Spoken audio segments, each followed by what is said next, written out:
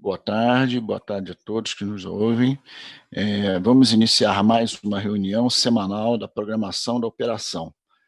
Essa reunião ela é dividida em 3 blocos, um bloco inicial com a previsão meteorológica, hidrológica, operação hidráulica, depois um intervalo de 5 minutos, um segundo bloco com a previsão de carga para a programação diária, a previsão de carga para a revisão semanal, aí novamente a gente para por mais 5 minutos para o intervalo e também avaliar as questões, as perguntas, e voltamos para um bloco final, o terceiro bloco, com os resultados do PMO, as intervenções energéticas e os limites elétricos, intervenções elétricas e, por fim, a política operativa. E, finalmente, um último bloco com o fechamento das questões que ainda restam.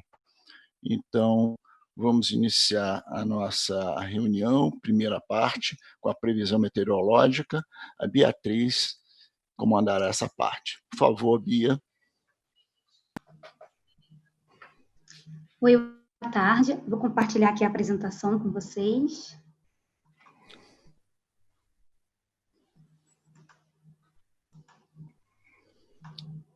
Vou colocar aqui em modo de apresentação.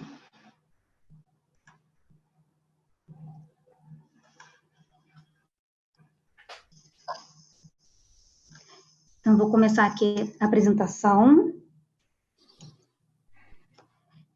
Essa semana, no início da semana, uma frente fria avançou aqui pelo sul do país, essa nebulosidade que está passando, a partir de domingo. Aí, na terça-feira, quando ela passou aqui pelo Paraná, ela provocou chuva fraca no Paranapanema, na incremental de Itaipu e também em pontos isolados do Iguaçu.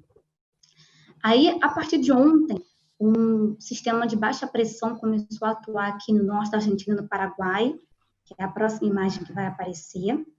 Essa aqui não, deixa eu esperar um pouco para aparecer a imagem. Essa aqui, é a partir de ontem. E esse sistema de baixa pressão aumentou a nebulosidade de toda a região sul, aqui no centro-sul de São Paulo, no Mato Grosso do Sul, e provocou de ontem para hoje chuva fraca nas bacias da região sul.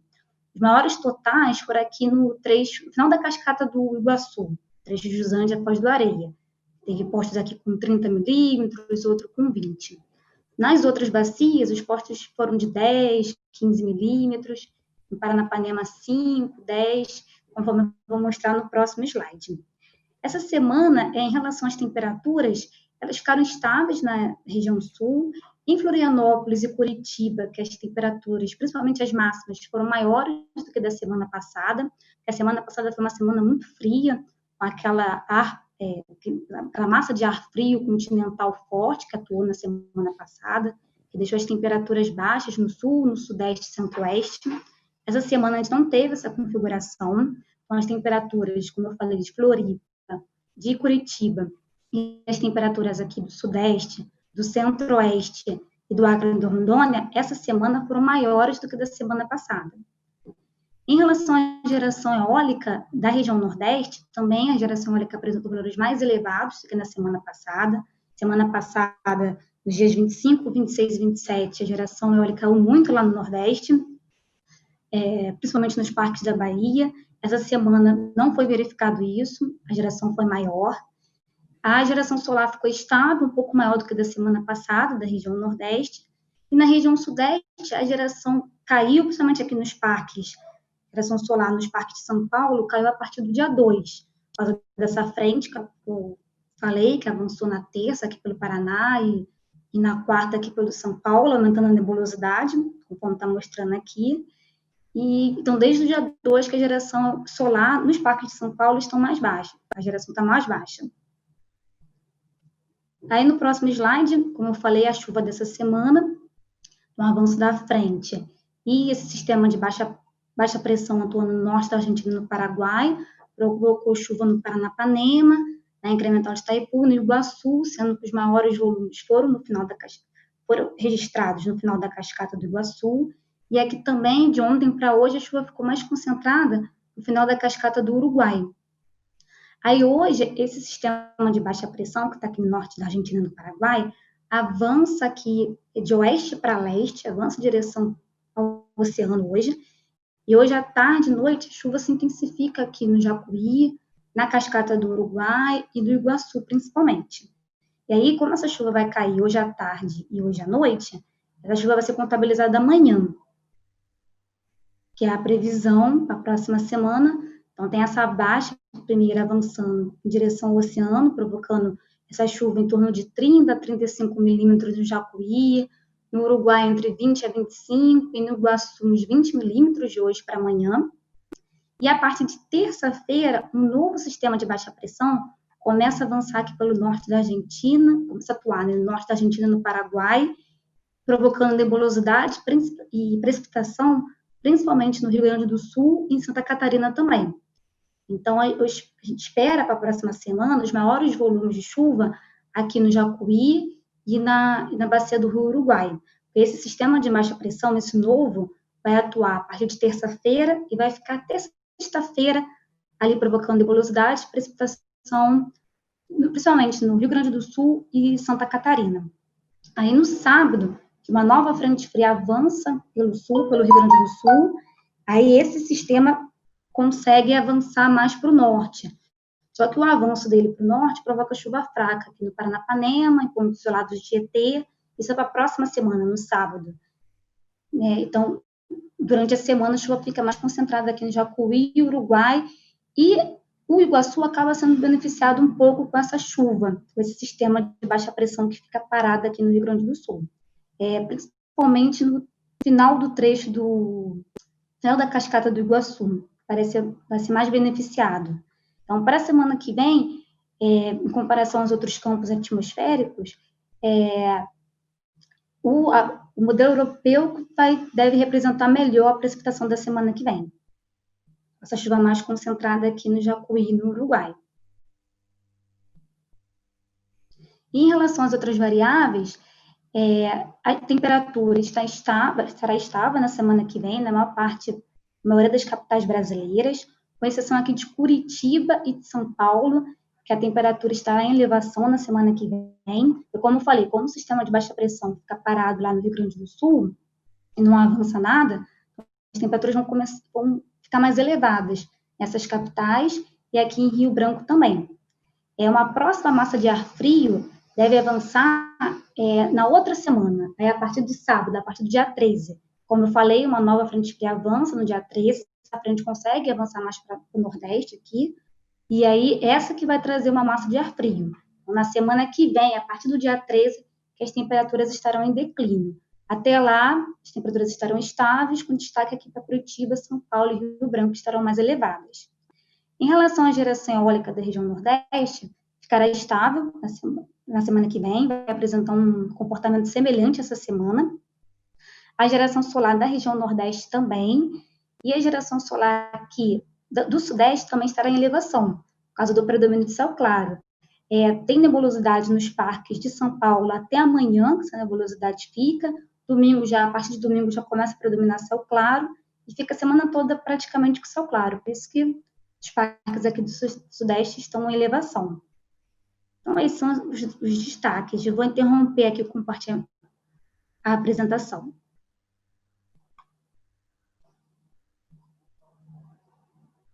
Obrigado, Bia.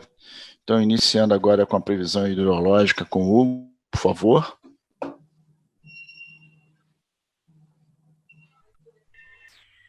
Boa tarde a todos.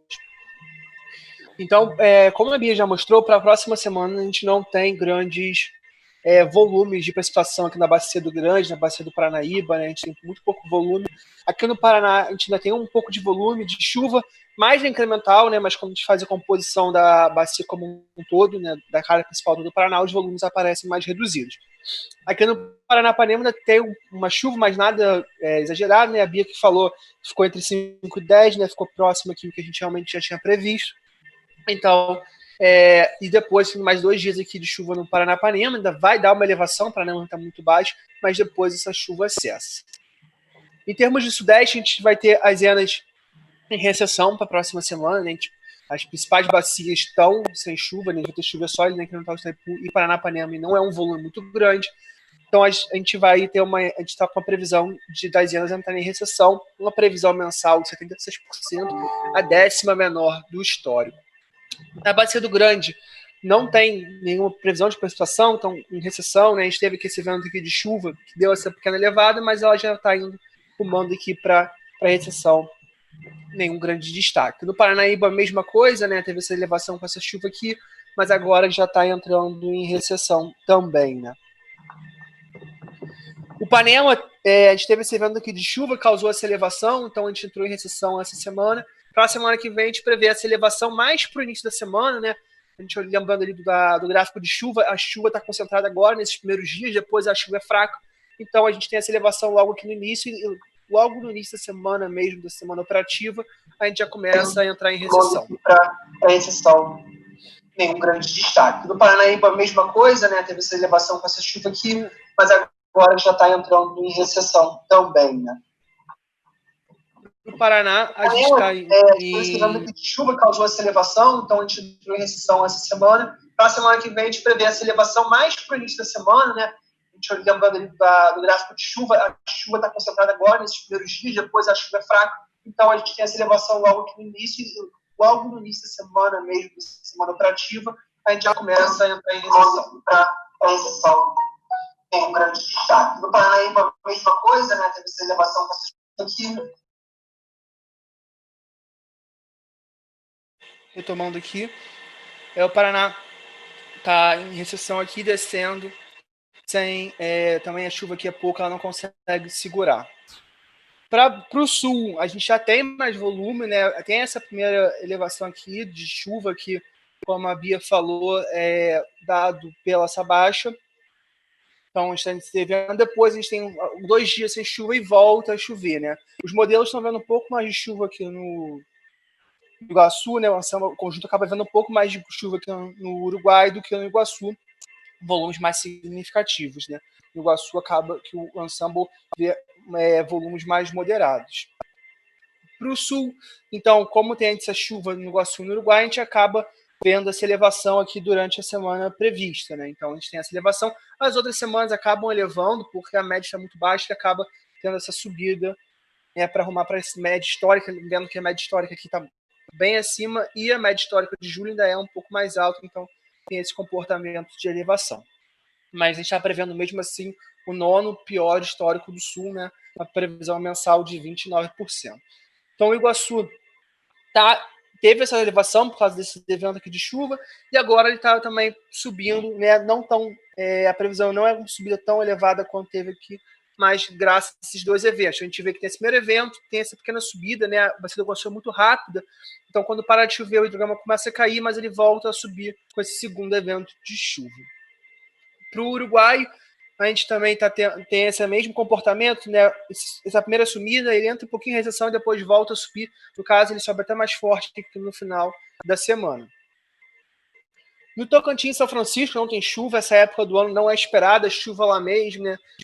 Lá o período úmido e o período seco são bem marcantes, então, como já é de se esperar, não tem chuva no horizonte para as 2 bacias. Mas o Nordeste eu vou ver essa subida aqui. Aí eu vou explicar no próximo gráfico que a gente está mostrando exposto porque essa subida é fruto dessa chuva que caiu lá na cabeceira semana passada, que vai começar a dar essa subidinha. Então, o gráfico ficou um pouco confuso porque chega essa época do ano, as incrementais quase cessam depois de Minas, depois do posto de São Francisco, as incrementais são muito pequenininhas, então fica um pouco embolado. Mas a gente consegue ver essa subida aqui em São Romão, São Francisco, e agora ela está começando a chegar lá em Sobradinho. Então essa subida é fruto dessa água que está na calha, que deu essa elevação.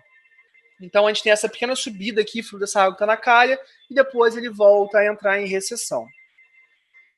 Para o norte também a gente continua esse processo de recessão que a gente tem visto, né? As enas estão caindo, estão no patamar alto, mas ainda estão caindo, né? A gente vê que tem esse degrau aqui na MLT, indicando realmente que historicamente se espera que o norte caia essa época do ano. Então, a bacia do Tocantins continua em recessão, né? Então ela continua em recessão aqui no finalzinho, que ela só fica abaixo da MLT, mas porque ela aí, se a gente fosse pegar essa MLT em diagonal, a gente vê que a MLT cai bastante de maio para junho, mas de junho para julho também ela tem mais um decréscimo. Em termos semanais, a gente só tem as bacias aqui da região norte com previsão acima de 120. Então a gente tem aqui o Tocantins, né, o Xingu e o Parnaíba, que está no sistema Nordeste, mas geograficamente aqui está aqui no Norte, né? Então a gente tem esses aqui, e Balbina aqui também. O resto, né, a gente tem o Paranaíba, o São Francisco, ainda com uma Itália Spirits com uma previsão perto da média, aqui já abaixo da média, né? Lembrando, quem acompanha nossas apresentações, semana passada o Vinícius mostrou um gráfico de chuva, e a chuva no Paranaíba foi algo perto da média, então ajudou a recuperar mais o Paranaíba. A gente teve uma chuva bem positiva aqui no Paranaíba. São Francisco, no Grande, a gente teve um déficit, então isso reflete por que os escoamento de base do São Francisco do Paranaíba está um pouco mais alto do que da bacia do Grande.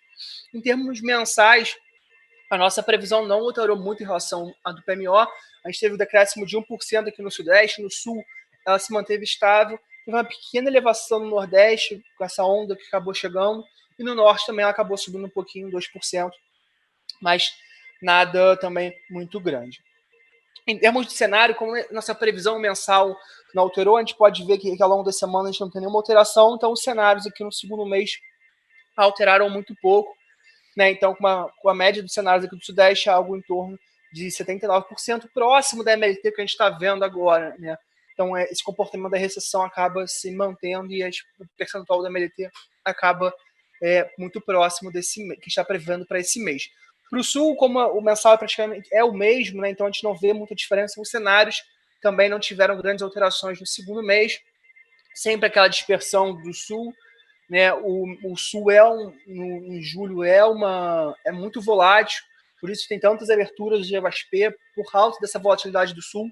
Então ele gera a média de cenários em 40%, mas consegue enxergar cenários aqui otimistas com 738%, porque é plausível o Sul sair desse estado e ir para uma previsão tão alta. No Nordeste, então teve também, ficou um pouquinho mais alto aqui na segunda semana, mas depois o resto da semana estão bem próximas, e os cenários muito próximos aqui a média dos cenários em torno de 80%, variando entre 59% e 109%. No Norte, né, a gente vê essa dispersão dos cenários bem pequenininha, então a gente vê aqui a média deles em 79%, e indo a 100 e a 62, né? Eles caindo aqui e com essa previsão para o próximo mês. Em termos de armazenamento, a gente considera os subsistemas, o Nordeste está com armazenamento bem alto, o Norte está conseguindo, né? O Sudeste teve uma pequena queda aqui, mas em termos gerais a gente está conseguindo manter estável, e o Sul, graças a essa chuva que a gente teve, a gente conseguiu recuperar um pouco o armazenamento do Sul, né? Em uma notícia boa. Em termos de reservatório, a gente consegue ver, né, que a maioria dos reservatórios ainda está, com exceção aqui dos Três Marias, que encheu, o AR dele bateu a 5%, está descendo um pouquinho. Os outros armazenamentos a gente está conseguindo ainda manter uma leve ascensão, né? Aqui no finalzinho uma pequena queda, mas em termos de você olhando a tendência, a gente está conseguindo ainda armazenar agora no início de junho, que é uma boa notícia. Bom, era isso que eu tinha para apresentar. Obrigado pela atenção.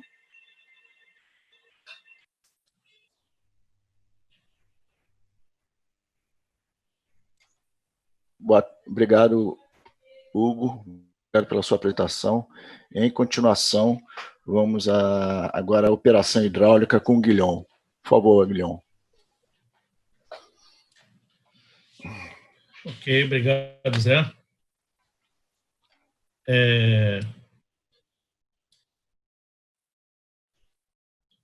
Bom, então temos aqui as principais bacias nas quais existe uma sala de situação ou sala de crise, coordenadas pela ANA.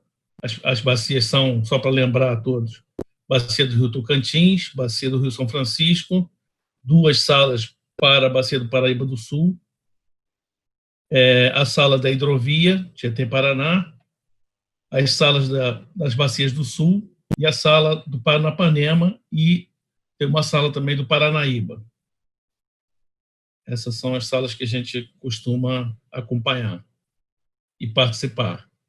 Então, a primeira sala que a gente vai apresentar aqui é o São Francisco, onde nós estamos com Três Marias e Sobradinho operando na faixa normal, segundo a resolução da ANA 2081 de 2017, que ela está em vigor, e aí a situação de armazenamento, ambos os reservatórios estão acima de 60%, e por isso se encontram numa faixa normal de operação. Nesta faixa normal, Três Marias tem um mínimo de 150 metros cúbicos por segundo de defluência e, em termos de máxima, não possui, porém, só cabe lembrar que existe uma restrição de 4.000 metros cúbicos por segundo em Pirapora, que é uma cidade que fica a jusante de Três Marias. Então, não se poderá praticar uma vazão tal que chegue mais de 4.000 metros cúbicos por segundo em Pirapora. Então, vai depender muito da incremental entre Três Marias e Pirapora.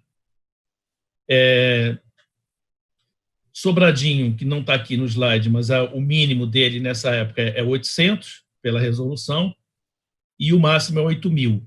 E Xingó, o mínimo é 1.100 e o máximo é 8.000. A última sala de situação de acompanhamento foi dia 2 de junho e a próxima vai ser dia 7 de julho. As reuniões estão tendo a periodicidade mensal, já teve 6 reuniões nesse ano de 2020. A última simulação que foi apresentada em sala de crise, agora no início de junho, a gente apresentou as defluências de Três Marias, uma simulação, uma previsão, né, com o uso do histórico de precipitação aplicado ao modelo SMAP, ao modelo hidrológico SMAP, entre os anos de 2006 a 2019. A gente apresentou 3 cenários que praticamente se confundem, porque essa época do ano, a recessão é muito característica, e aí tem uma diferença muito pequena entre um cenário e outro. Aí a gente apresentou simulações que vão até o dia 30 de setembro, ou seja, iníciozinho de outubro, já podendo ter alguma coisa já de chuva em algumas bacias nessa época do ano. Aí o que acontece? A gente pratica em Três Marias, na simulação, praticou 450 nos meses de junho e julho, ou seja, ficaria nesse patamar aí. Hoje está fazendo um pouco mais, está fazendo 480, mas depois recolhe, volta entre 450 e 460. É essa faixa que está fazendo Três Marias de defluência. Vai ficar em junho e julho com esse valor. Em agosto, passaria para o patamar de 600 metros cúbicos por segundo, já com o período seco mais intensificado, a necessidade de se colocar mais água na calha para usos múltiplos, para navegação, para o próprio processo lá de irrigação, nos projetos de irrigação, a gente, com isso, eleva as vazões para 600 metros cúbicos por segundo em agosto e em setembro. Com essa simulação, Três Marias chegará ao final de setembro em torno de 72, entre 72 e 72,7%. Essa foi a premissa da simulação e os resultados são esses. Em Sobradinho, com a prática em Xingó 2100, a gente chega ao final de setembro a um armazenamento de 75,4% de armazenamento. A gente lembra o seguinte, Itaparica está um pouco baixo, a gente agora está começando a transferir água de Sobradinho para Itaparica, para recuperar o armazenamento de Itaparica, e assim que Itaparica chegar mais ou menos em 90%, a gente recolhe Sobradinho para deixar, então, o reservatório com uma defluência menor, considerando que para esse período posterior aqui, julho, agosto, etc., as vazões afluentes também vão ser menores. Segundo slide seria a bacia do Rio Tocantins, onde a gente agora iniciou o mês de junho com a prática de 300 metros cúbicos por segundo de defluência para atendimento lá ao período seco e ao período de praias. Na verdade, esse período de praias pode ser um pouco conturbado por questões aí do coronavírus, né? Em alguns locais não vai haver a ocorrência de praias, mas, de qualquer maneira, tem o período seco, as vazões são mais baixas, as incrementais são mais baixas, e optou-se por essa decisão de praticar os 300 metros cúbicos por segundo toda a temporada de praia, até agosto. Então, a última reunião foi 27 de maio, e a próxima reunião vai ser agora, dia 23 de junho ainda. A periodicidade dessas reuniões é mensal. Já teve 6 reuniões também, igual do São Francisco, nesse ano de 2020. Então, a simulação apresentada foi até o final de agosto, até o dia 31 de agosto, onde chegaria o armazenamento de Serra da Mesa, em torno de 36,7%, passando por um pico agora, dia 29 de junho, de 37,9%. Esse 37,55% é o armazenamento do início da simulação. Hoje nós estamos com 37,58%. E continua, então, em elevação, continua subindo esse armazenamento, mas depois inicia o seu processo de recessão. É um armazenamento muito mais elevado do que o do ano passado, foi em torno de 20%, mais ou menos, por cento. Então, a gente teve um ganho esse ano com essa política que foi adotada no período úmido. O terceiro slide seria a bacia do Rio Paranapanema. Na verdade, a última reunião está acontecendo agora, começou às 3h também, junto com esta reunião, dia 5/6, e a próxima reunião vai ser definida nessa reunião que está acontecendo agora. As reuniões estão tendo um caráter quinzenal, mais ou menos de cada 15 dias, pelo menos, tem uma reunião, porque essa bacia não é uma sala de acompanhamento, é uma sala de crise mesmo. A gente está com uma crise muito séria na bacia do Paranapanema, por ela ter a sua margem esquerda fortemente influenciada pelo regime do Sul. Já teve 13 reuniões, já houve 13 reuniões em 2020, e a prática agora das defluências determinada na sala de crise foi a seguinte: Jurumirim iniciou agora o mês de junho com 120 metros cúbicos por segundo, tem um FSAR-H correspondendo a esse valor, a máxima e a mínima com 120 metros cúbicos por segundo até o dia 9 de novembro. Esse FSAR está declarado até essa ocasião, porque exatamente nessa data de 9 de novembro vence a licença que eles têm para operar nessa faixa. Chavantes tem uma defluência mínima de 150 e uma defluência máxima de 160, ambos declarados por FSAR-H também, até o dia 9 do 11. Então, existe também essa intenção de ter essa limitação desses valores até o dia 9 de novembro. E Capivara vem operando uma defluência média de 350 metros cúbicos por segundo até pelo menos o final de junho. E há uma ideia, pelo menos foi apresentada a simulação nessa reunião, de, em julho, a partir do 1º de julho, reduzir essa defluência para 276. 276 implica em eu ter em Capivara, Taquaraçu e Rosana somente uma máquina sincronizada. E aí isso tem uma questão elétrica envolvida. Então, o ONS está fazendo as avaliações, ainda está fazendo simulações e avaliações sobre as implicações de eu ter somente uma máquina sincronizada nessas 3 usinas. Como é que fica a questão elétrica? E aí deverá dar um retorno para a próxima reunião de sala de crise, e aí a gente vê se pratica esses 276 a partir de que data, ou não pratica, permanece nos 350, porque ficaria inviabilizado 276. Em princípio, tudo indica que sim, que seria viável, mas ainda está se estudando. As simulações com cenários foram simulados até o final de agosto, 31/8, com 3 cenários. Um cenário pessimista, que é o ano 2014, na verdade não é 2018, aqui está 2018, mas não é, o ano 2014. O cenário otimista seriam os 4 cenários mais elevados, que seria o modelo SMAP com a chuva histórica dos anos 2007, 2009, 2011 e 2013. E o cenário médio, que seria a média de todos os resultados do modelo SMAP, com toda a chuva histórica entre os anos 2006 até 2019. Então, os armazenamentos ficaram para o cenário otimista, Jurumirim 64%, Chavantes 62%, Capivara 64%. No cenário médio, Jurumirim 41%, Chavantes 39%, Capivara 39%.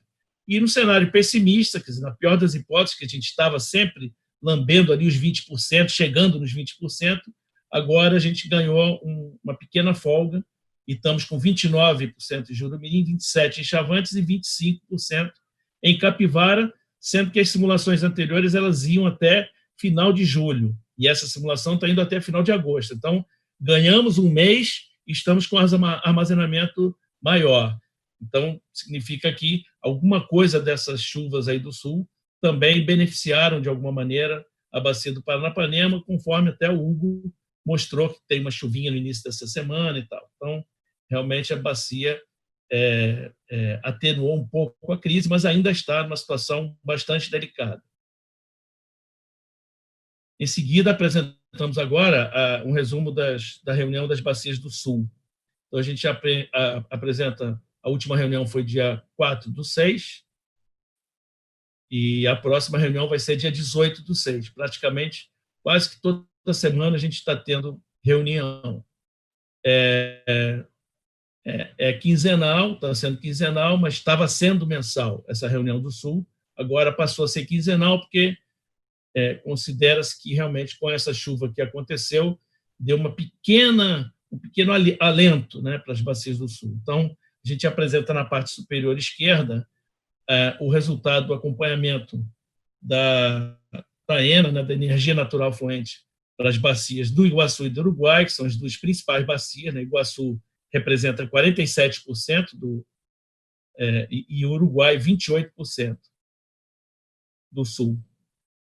E aí a gente apresenta aqui em maio, né, a energia natural fluente na bacia do Iguaçu ficou em torno de 20,9%, quase 21%, e na bacia do Rio Uruguai 15,4%. E observe que desde janeiro todos os valores de energia natural fluente foram inferiores a 50% da média de longo termo, que é uma coisa bastante preocupante. Em seguida, abaixo, a gente apresenta um resultado do armazenamento da região sul. Então, a gente iniciou o ano 2020 com um armazenamento de quase 30% na região sul, 29,8%, caiu intensamente, e agora, nesses últimos tempos aí, nessa última semana, últimas 2 semanas talvez, deu uma recuperada para 17,1%, deu uma subida leve, muito leve, mas foi uma redução, de qualquer maneira, de 12,7% em relação ao valor do início do ano. Agora, em termos de, dando um zoom aqui nos principais reservatórios da região sul, do lado esquerdo, os reservatórios da bacia do Rio Iguaçu, e do lado direito, os reservatórios da bacia do Rio Uruguai. A gente fez aqui, mostra aqui o acompanhamento e uma simulação usando o resultado do modelo SMAP com a chuva histórica do ano 2017. Essa simulação vai até o final de julho, do mês 7, e aí apresenta os seguintes resultados. GBM, que é Foz do Areia, né, na cabeceira do Rio Iguaçu, deverá chegar a 25%, 25,4% de armazenamento. Salto Santiago, eu diria que anda de lado, nem recupera nem cai, quer dizer, fica com 9,4%, mais ou menos o valor que está agora. Na bacia do Rio Uruguai, nós temos Machadinho, que está operando abaixo do nível mínimo, né? Está com armazenamento abaixo do zero, né? Ele apresenta uma recuperação e vai para 22,8% ao final de julho. O armazenamento de Passo Fundo vai para 40,4%. E Barra Grande chegaria ao final de julho com 18,7%. Então, esses são os resultados do modelo SMAP para essa condição. Aí, a gente colocou ali embaixo as observações que, para a bacia do Rio Iguaçu, a manutenção da vazão defluente de 260 na usina de Baixo Iguaçu foi usada na simulação, tá? Como premissa da simulação. Mas na reunião, na última reunião do Sul, nos foi falado que o parque não tem previsão de início, o Parque do Iguaçu. Então, o agente tinha declarado lá uma restrição que se iniciaria no dia 8, agora no dia 8 de junho, para atendimento ao parque, que em princípio teria intenção de voltar no dia 10 de junho, e aí com isso a gente usou esses 260, que seriam os 350 nos horários para atendimento ao parque e 200 metros cúbicos por segundo nos demais horários, daria esses 260. Só que a gente foi informado pelo ICMBio que o parque não está aberto e não tem ainda uma previsão de volta, de retorno do parque. Assim sendo, nas próximas simulações, certamente será usado o valor de 200 metros cúbicos por segundo, que é a mesma restrição que existe na usina de Salto Caxias, que está montante do Baixo Iguaçu, que é soltar o mínimo de 200. As flexibilizações nas usinas que foram realizadas para a bacia do Rio Iguaçu, Salto Osório, que era 200 metros cúbicos por segundo de defluência mínima, passou para 60 no dia 1º de abril. Salto Caxias, que era 200, flexibilizou para 125 no dia 4 de maio, mas depois, no dia 25 de maio, voltou a ser 200 novamente. Então, quer dizer, teve uma flexibilização, mas depois voltou de novo para o patamar de 200 metros cúbicos por segundo. E o Baixo Iguaçu, que teria esses 350 durante algumas horas para atendimento à visita ao Parque Nacional do Iguaçu, que, por enquanto, foi flexibilizado para 200 e se mantém 200 ao longo de todo o dia, porque não tem ainda perspectiva de reabertura do parque. Na bacia do Rio Uruguai, que seria penúltimo slide, as flexibilizações foram as seguintes. Em Garibaldi, de 94 metros cúbicos por segundo, passou para 13 metros cúbicos por segundo, sem geração de energia. Em Barra Grande, passou de 16 metros cúbicos por segundo para 5 metros cúbicos por segundo. Machadinho passou de 120 para 50 metros cúbicos por segundo, também não está gerando, mas está recuperando o nível, né? Itá tem aí, passou de 150 para 70 metros cúbicos por segundo, e Foz de Chapecó de 200 para 150 metros cúbicos por segundo, a partir do dia 15 de maio, e, em princípio, está indo aí até 20 de julho. Quebra-Queixo está sendo atendido, essa restrição de meio metro por segundo. São José opera em função das vazões naturais. Quando tem vazão, atende os 43,8 metros por segundo. Quando não tem, opera defluindo a afluência, simplesmente, como fio d'água, para jogar para jusante a afluência. E para São João, a mesma operação de São José. Ou seja, dependendo do porte das vazões que cheguem, com chuvas e tal, pode atender ou não os 50 metros por segundo de defluência. Os demais grupos de trabalho aí, então temos aquele grupo de Furnas, que eu até nem esqueci de mencionar no iniciozinho da reunião, tem um grupo de trabalho que é em relação ao Lago de Furnas.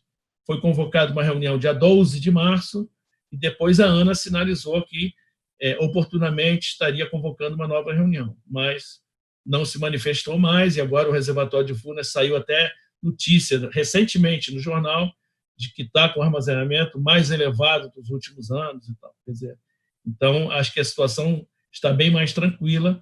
Acredito que essa sala esse grupo de trabalho possa ser descontinuado em breve. A sala de acompanhamento do Paranaíba, a última reunião foi 26 de maio, já teve 3 reuniões nesse ano de 2020, e a próxima é 30 de junho, no final de junho. E a Hidrovia Tietê-Paraná teve uma reunião só, que foi dia 15 de abril, e a próxima vai ser no dia 8 de julho. Não teve nesse PMO, para a semana que vem, semana de 6 a 12 de junho, não há revisão dos volumes de espera, a gente vai manter para as bacias onde tem volume de espera ainda, vai manter o que está descrito lá no plano anual de prevenção de cheias, e o plano anual de prevenção de cheias para o próximo ciclo, ele já vai se iniciar agora com o cálculo lá dos volumes de espera, a calibração a geração das séries sintéticas, etc. Então, é um processo que está se iniciando no ONS agora, conforme o calendário descrito nos procedimentos de rede. Bom, é isso que eu tinha a falar. Muito obrigado pela atenção. Obrigado, Guilherme. Obrigado pela sua apresentação. Então, agora, ao término do primeiro bloco, iniciamos um intervalo de 5 minutos, depois retornaremos para o segundo bloco. Obrigado. Retornando ao segundo bloco, iremos responder as perguntas colocadas no site. Primeiramente, a pergunta de Natália Biondi. O modelo europeu, assim incorporado às previsões a partir de julho, corresponde a uma Assembleia de 51 membros? Hugo, por favor.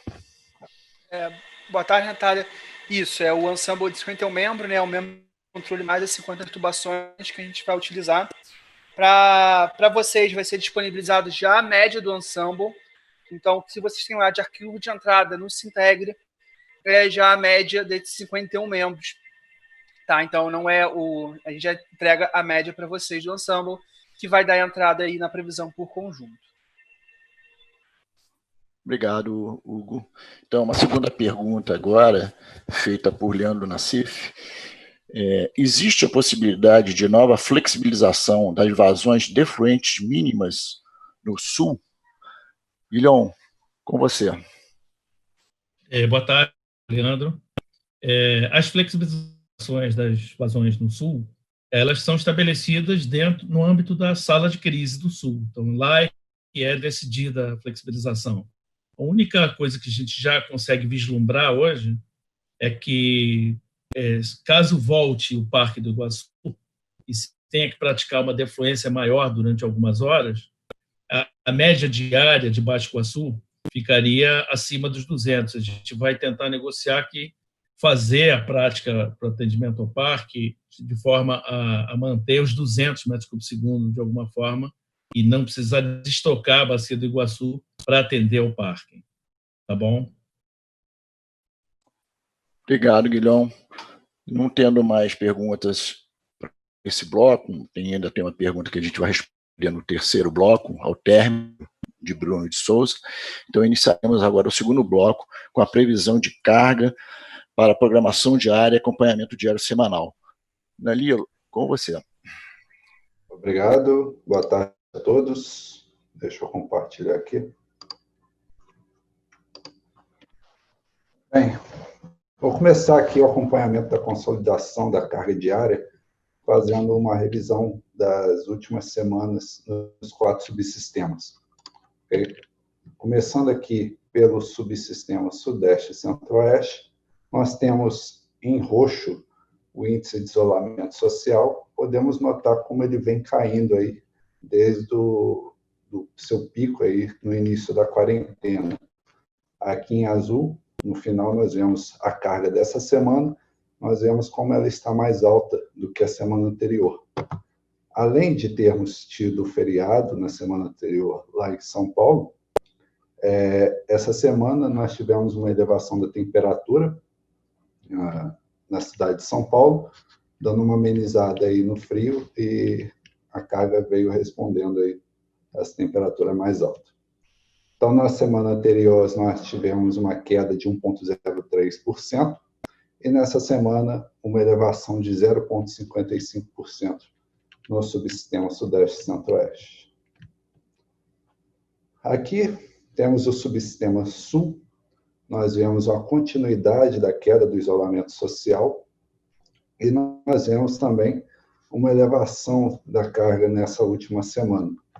A carga subiu mesmo com a queda das temperaturas na região. Isso porque, quando há uma queda muito brusca da temperatura lá no sul, a partir de um momento a carga começa a subir por conta da utilização de aquecedores. Então, no subsistema sul, enquanto semana passada tivemos uma queda de 3,57% da carga, essa semana aí nós temos uma elevação de 3,98%. No Nordeste, o índice de isolamento social, que vem se mantendo bem estável, começou a cair a partir das últimas 2 semanas, né?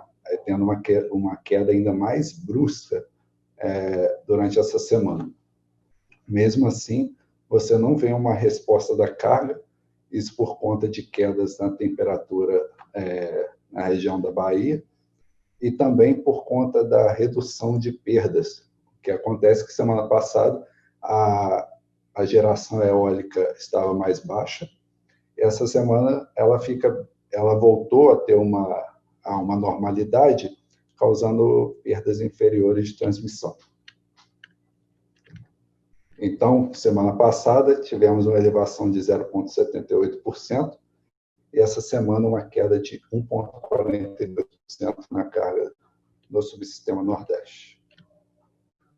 O subsistema Norte, o índice de isolamento seguiu o o índice de isolamento lá do Nordeste, né? Ele vinha mais estável do que quando comparado com outras regiões, só que nas últimas 2 semanas ele começou a cair de forma mais intensa ainda. Nós tivemos uma queda mais intensa essa semana, só que notamos que a carga também não respondeu. Isso por conta de temperaturas mais baixas na região e por conta da redução de intercâmbio com o Nordeste, o que fez ocorrer uma redução das perdas nessa região. Então, semana passada, nós tivemos uma elevação de 3,85% na carga. Essa semana, uma redução de 2,53%. E agora, podemos ver o desempenho da previsão de carga ao longo dessa semana. Nós temos aqui em azul a carga prevista e nós temos em laranja a carga verificada, nesse caso, valores diários. E assim, essa linha vermelha representa o desvio médio em cada um dos dias. Notamos aqui que o maior desvio médio ocorreu no sábado e foi de 1,5%, ou seja, um desvio bem baixo, e você teve aí que a maioria dos dias esse desvio ficou abaixo de 1% durante essa semana. Na carga horária verificada e em comparação com a carga horária prevista, nós vemos pequenos descolamentos ao longo da semana, ou seja, a carga ficou muito bem ajustada na maioria do tempo. Um destaque para esses últimos dias, onde todos os desvios ficaram abaixo de 1%. Então, o desempenho dessa semana foi excelente. Todos os desvios ficaram abaixo de 3%, sendo que 92,24% deles ficaram abaixo, inclusive, de 2%. Obrigado aí. Agradeço a todos pela atenção. Obrigado, Danilo. Em continuação, com a previsão de carga para o PMO, revisão semanal, Marcela, por favor.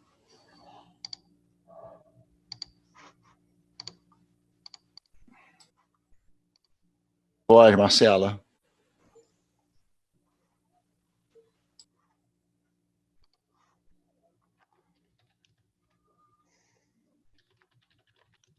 Boa tarde, vocês me ouvem? Então, dando continuidade, nós seguimos com a apresentação do acompanhamento semanal, né? Seguindo em linha com o que o Danilo falou anteriormente a respeito dos últimos dias verificados da semana em curso. Então, inicialmente, nós começamos com o subsistema Sudeste Centro-Oeste. Nós temos graficamente representados aqui na parte de cima a previsão mensal do mês de junho, consolidada na semana passada, no PMO, mais a abertura para as 5 semanas operativas do mês, né? E aqui embaixo nós partimos com uma previsão do PMO para o subsistema Sudeste Centro-Oeste, e nós temos agora a primeira semana verificada do mês, que é a semana em curso, fechando hoje, e mais a previsão para as semanas restantes. Em relação à semana em curso, a gente está fechando com um desvio assim, bastante dentro do aceitável, com 1,2%, superior ao que havia sido projetado inicialmente para essa semana no PMO. Esse desvio está basicamente justificado pelo efeito das temperaturas registradas, né, no subsistema Sudeste, no subsistema Centro-Oeste também, como a Bia falou anteriormente. As temperaturas se registraram no nível acima das registradas na semana anterior. Já ficou claro, né? E para a próxima semana nós consolidamos um valor com 1,9% acima. Aí as duas dúvidas, Otávio, de o que precisa ter. Acho que tem alguém com som aberto aí. Faz o que precisa. A projeção para a segunda semana operativa do mês, ela sofre uma variação de 1,9% em relação ao que havia sido projetado para essa mesma semana também no PMO.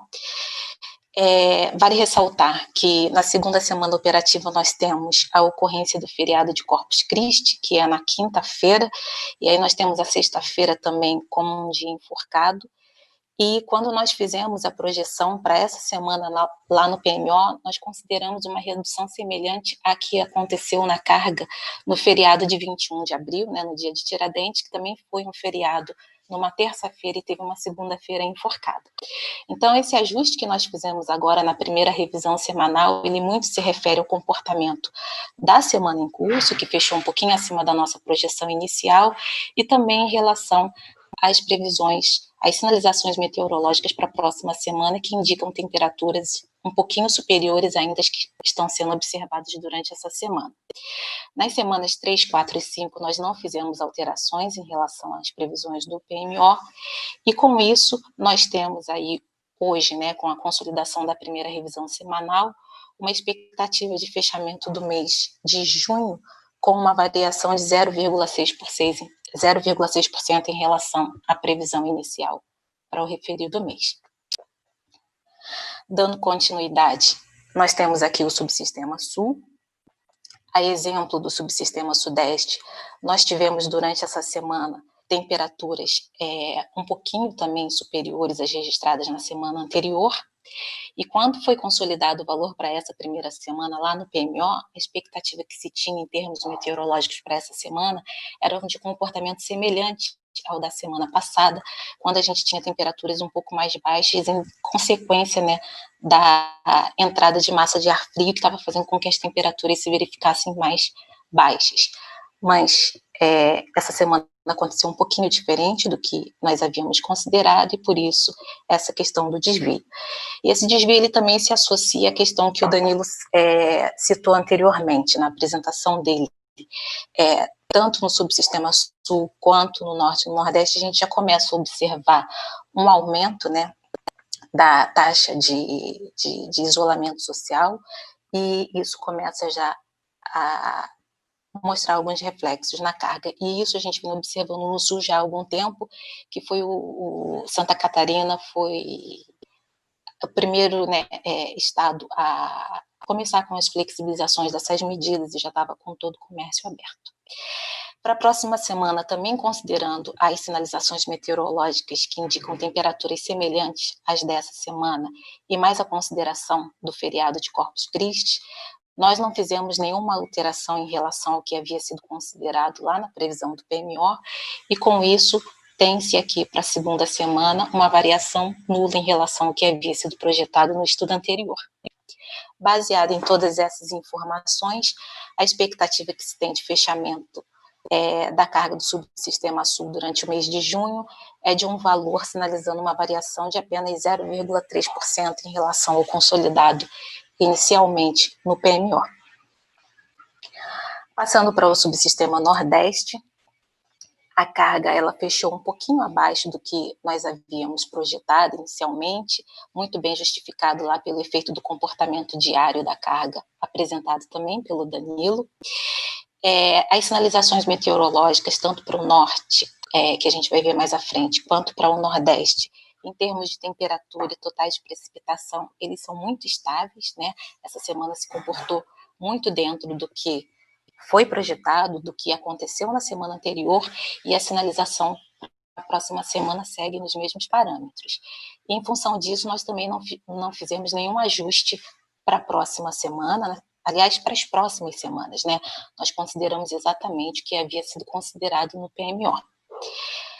E com isso também a variação esperada durante o mês de junho, né, espelhada agora no estudo da primeira revisão semanal do mês em curso, é de uma variação de menos 0,3% em relação ao consolidado anteriormente no PMO.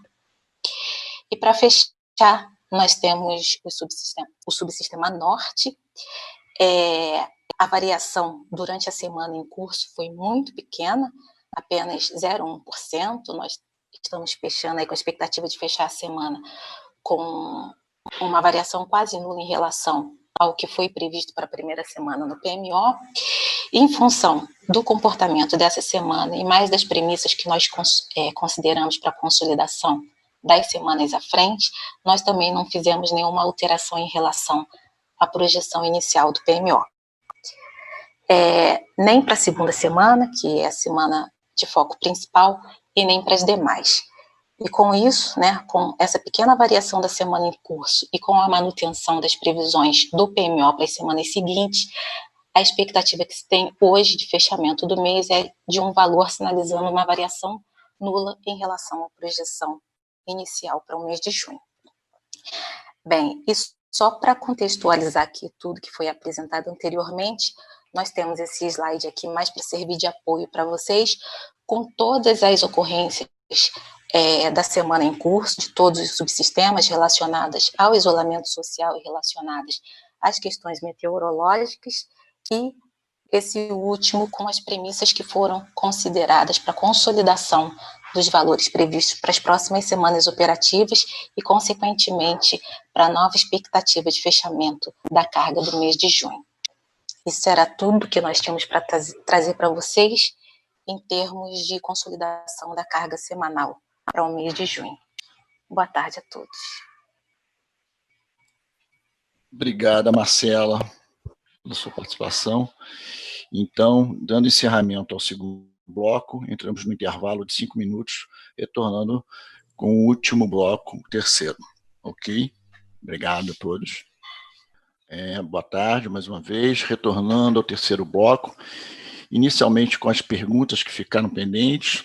Primeiramente, Natália Biondi, que fez a seguinte pergunta.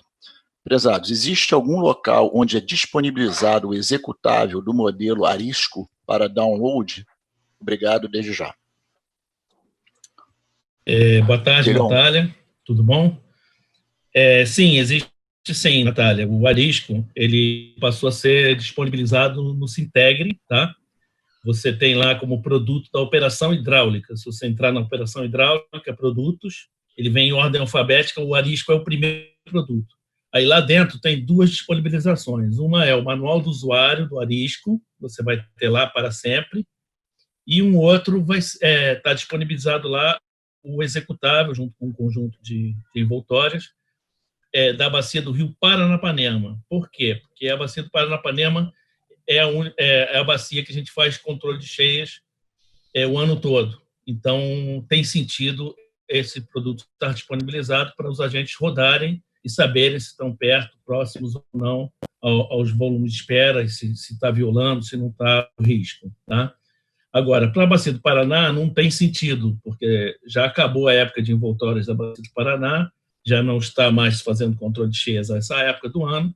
Então, quando chegar novembro, a gente irá disponibilizar novamente um conjunto para a Bacia do Paranapanema e um conjunto com executável também para a Bacia do Paraná. Tá? Vai ficar sempre lá no Sintegre, você pode dar download.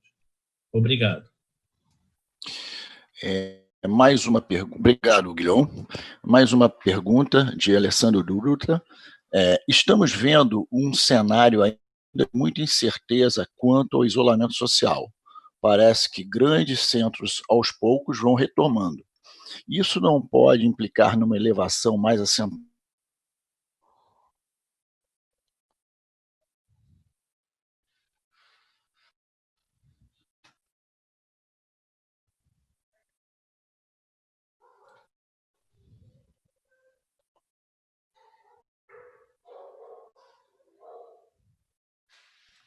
Zé, não te ouvi. Você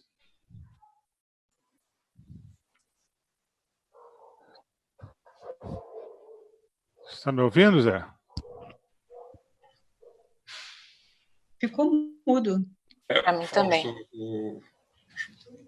Quer que eu leia a pergunta? Zé Augusto, como... Eu vou ler a pergunta. Fausto, desculpa. Oi, Zé. Momentaneamente, meu sistema saiu aqui do ar. Voltou. Chegaram a escutar a pergunta ou não? Não. Então eu vou repetir. Então é uma pergunta de Alessandro Druta. Vou repetir a pergunta, então. Estamos vendo um cenário ainda de muita incerteza quanto ao isolamento social. Parece que grandes centros, aos poucos, vão retomando. Isso não pode implicar numa elevação mais acentuada da carga?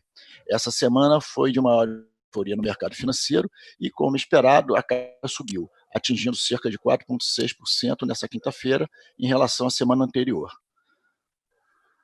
Ok, Fausto?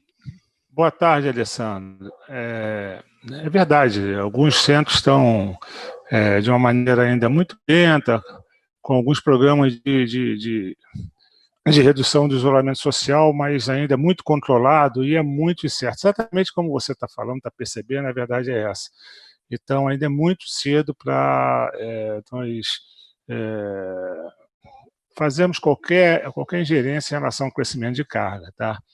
Essa questão pontual da quinta-feira aí, de 4,6, é uma questão muito realmente é pontual, não? E a questão da bolsa, aqui nós não comentamos a questão do mercado financeiro, nós ficamos só na previsão de carga. Então, isso realmente vai acontecendo aos poucos, mas nós ainda estamos percebendo muito pouco em relação à carga e é muito diversificado no Brasil como um todo, no país como um todo. Tá? Alguns estados já estão mais explícitos, como o próprio Danilo e Marcela falaram, em relação a Santa Catarina, então, mas ainda é muito controlado, é muito devagar ainda, não dá ainda para perceber ainda quando isso vai realmente acontecer, ainda demora um pouco. Alguém quer? Marcela, Márcia, querem complementar alguma coisa? Fique à vontade.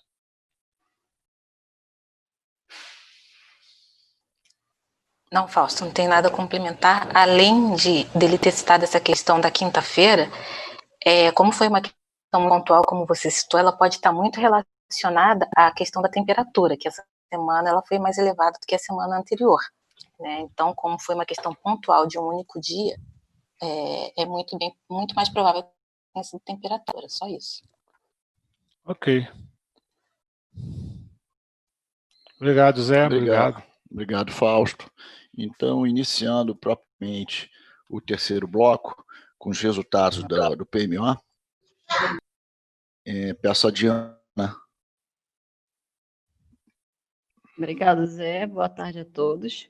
Então, vou dar continuidade às apresentações dessa reunião semanal. Só compartilhar minha tela aqui. Já inicio. Ok, então, primeiro vou falar sobre os resultados dessa revisão 1 do PMO de junho. Só antes, eu gostaria de dar um recado em relação à semana que vem.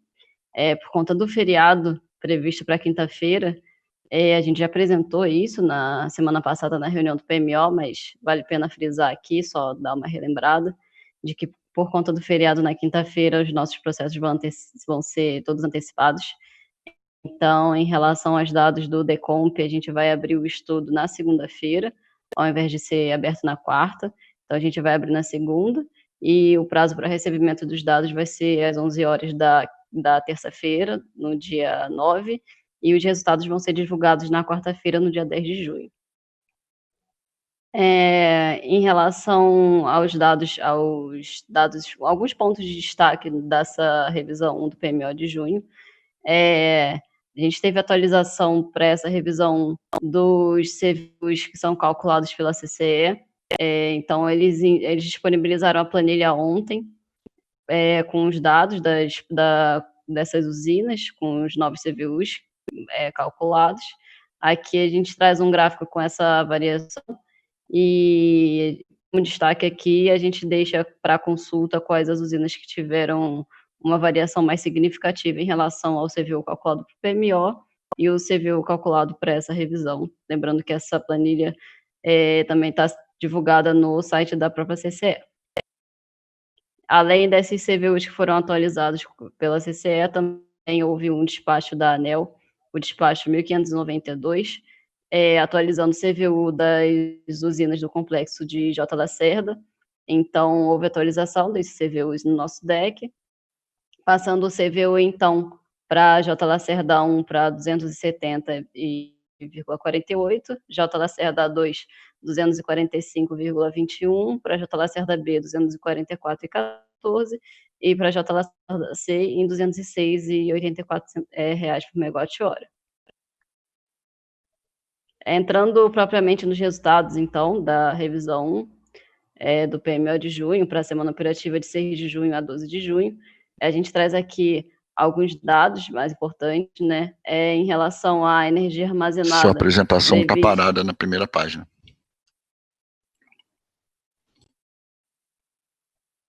Deixa eu voltar, então, aqui.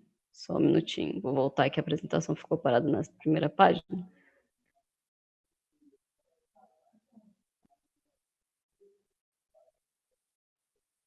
Os slides estão passando agora? Ainda não.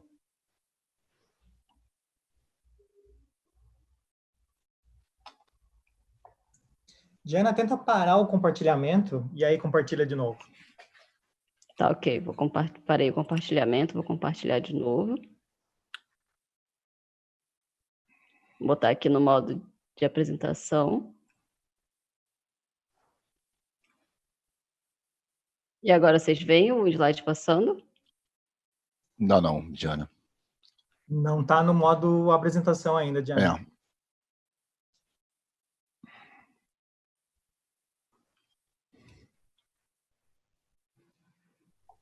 Foi. E agora? Agora foi? Está passando os slides? Uhum. Ok, então vou tentar seguir aqui. Só lembrando aqui, então, eu dei esse recado em relação à divulgação dos resultados. Então, os resultados da revisão 2 do PMO de junho a gente vai divulgar no dia 10, na quarta-feira, por conta do feriado na quinta. Então, tiveram também atualização dos CVUs baseados na planilha da CCE, que foram divulgadas também no site deles. E aqui, nesse slide aqui, a gente traz alguns pontos de destaque dos CVUs que foram mais impactados em relação à planilha do PMO. Eu tinha falado, mas aqui eu vou falar de novo, então, como não estava sendo compartilhado antes a apresentação, os CVUs das térmicas do complexo J. Lacerda foram atualizados, com base nesse despacho 1592 de junho de 2020. J. Lacerda 1, então, ficou com um CVU de 270,48, J. Lacerda 2 com 245,21, J. Lacerda B com 244,14 e J. Lacerda C 206,84. Entrando nos resultados da revisão propriamente ditos, então, a gente percebe que houve uma redução na energia armazenada do subsistema Sudeste e do subsistema Norte, comparados com a revisão 0, com a semana passada do PMO de junho. Então, há uma previsão de energia armazenada de 53,8% para o subsistema Sudeste, para o subsistema Sul de 24,3%, para o Nordeste de 87,9% e para o Norte de 85,1%. Em relação ao percentual da MLT, tanto semanal quanto mensal, já foi apresentado pela PRH anteriormente, então fica aqui a título de informação. Em relação aos CMOs, o subsistema Norte e Nordeste, a gente mantém com o CMO 0, baseado, coerente com as últimas revisões e últimos meses, e houve uma pequena elevação do CMO do Sudeste, do subsistema Sudeste e do subsistema Sul, para os patamares de pesada e média, e uma elevação um pouco mais significativa para o patamar de carga leve. Em relação ao despacho de geração térmica, então, para essa semana, a gente tem comandado pelo DECOMP um despacho de 5.698 megawatts para o CIM inteiro, e a gente vê que, em relação ao que foi comandado na semana passada, no PMO, houve uma redução de cerca de 1.000 megawatts, que se dá basicamente por conta da inflexibilidade de Porto Sergipe, que tinha sido declarado para a semana passada. Foi declarada uma inflexibilidade de 1.200 megawatts médios para a semana passada, e para essa semana não houve essa declaração, então, por prerrogativa do próprio agente. Para o subsistema Sudeste, a gente tem uma inflexibilidade, então, de 2.646, de acordo com o informado por todos os agentes.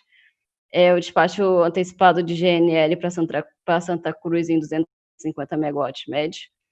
E por mérito, lembrando que esse mérito é só a título de referência para o DECOMP, que o mérito desde janeiro tem sido feito pelo DECEM, então só a título de referência em relação ao resultado do DECOMP seriam 758 megawatts médios de mérito para o Sudeste e uma razão elétrica de 188 megawatts médio referente ao despacho de Luiz O.R. Melo, que há 9 semanas atrás não foi previsto o despacho antecipado para essa usina, mas há uma necessidade de geração por razão elétrica para essa usina para evitar o corte de carga na região de Governador Valadares, no Espírito Santo. Então, no subsistema Sul, temos uma inflexibilidade de 320 megawatts médios, uma razão elétrica para o complexo J. Lacerda de 113 megawatts médios para essa semana. Para o subsistema Norte e Nordeste, como o CMO está zerado nesses subsistemas, não há previsão de despacho por ordem de mérito, e o despacho basicamente por conta de inflexibilidade, com 274 megawatts médios no subsistema Nordeste e 1.149 no subsistema Norte.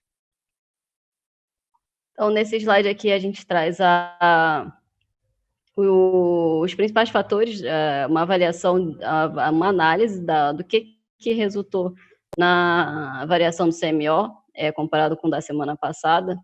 Então, nesse gráfico aqui, a gente observa que tanto a atualização da previsão de vazões quanto os níveis de partidas foram impactantes na elevação do CMO em relação à semana passada, e no subsistema, no patamar de carga leve, o principal fator que contribuiu para o aumento do CMO nesse patamar foi a atualização da previsão de carga.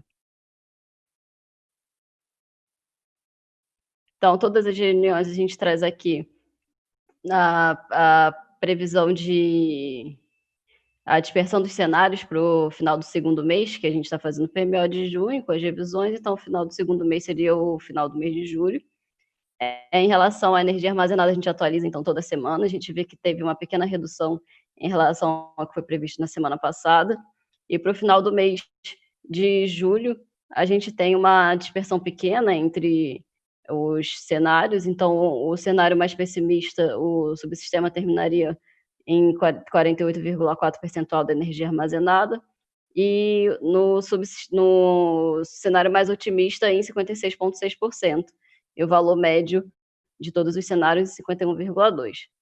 Só destacando aqui que para todos os cenários, o final do mês o percentual da energia armazenada prevista para o final do mês, tanto de junho quanto de julho, está acima da curva de referência.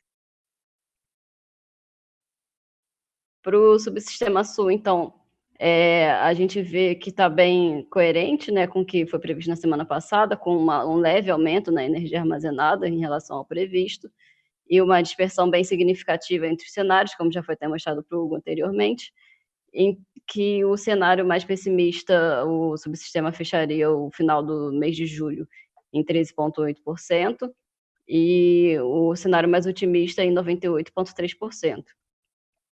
E a média dos cenários, finalizando o subsistema em 28,6% da energia armazenada.